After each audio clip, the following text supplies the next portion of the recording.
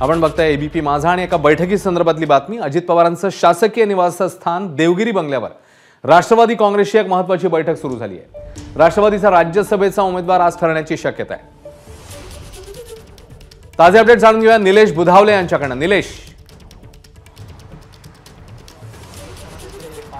अश्विन, प्रत्येक मंगळवारी राष्ट्रवादीचे अध्यक्ष अजित पवार यांच्या देवगिरी निवासस्थानी बैठक होत असते। मात्र आजची बैठक ही महत्त्वाची आहे। यासाठी महत्त्वाची आहे कारण आजच या बैठकीमध्ये राज्यसभेचा उमेदवार ठरण्याची शक्यता आहे। खरं तर 15 तारखेला म्हणजे परवा दिवशी दुपारी 3 वाजेपर्यंत अर्ज भरायचा आहे। मात्र राष्ट्रवादीत अजूनही कोणत्याही नावावर शिक्कामोर्तब झालेलं नाहीये। त्यामुळे आजच त्या नावावर शिक्कामोर्तब होणं गरजेचं आहे कारण उद्या दिवसभरामध्ये संबंधित उमेदवाराला ॲफिडेव्हिट तयार करणं यासोबतच निवडणुकीसाठीची जी प्रक्रिया आहे ती पूर्ण पार पाडावी लागणार आहे आणि उद्या किंवा परवा हा उमेदवार जो आहे तो अर्ज भरू शकणार आहे।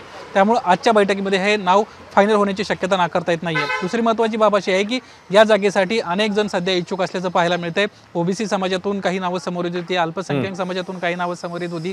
यामध्ये प्रामुख्याने जर पाहिलं तर ओबीसी समाजातून समीर भुजबळांचं नाव पुढे करण्यात येत होतं, तर अल्पसंख्याकांमध्ये नवाब मलिक असतील किंवा बाबा सिद्दीकी असतील यांचं नाव समोर येताना पाहायला मिळत होतं। तर दुसरीकडे अजित पवार यांचे पुत्र पार्थ पवार यांचं देखील नाव आघाडीवर होतं।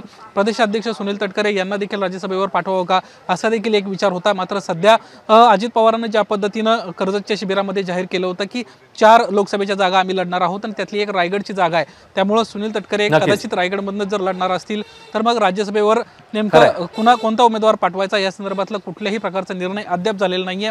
आजच्या या बैठकीमध्ये नाव समोर येईल, मात्र ते नाव अद्याप कोणत्याही प्रकारे डिसाईड झालेलं नाहीये। काही वेळामध्येच या संदर्भामध्ये प्रदेशाध्यक्ष सुनील तटकरे बोलण्याची शक्यता आहे। अश्विन, निलेश, धन्यवाद या सगळ्या माहितीबद्दल। बातमीचे अपडेट्स वेळोवेळी जाणून घेतच राहू।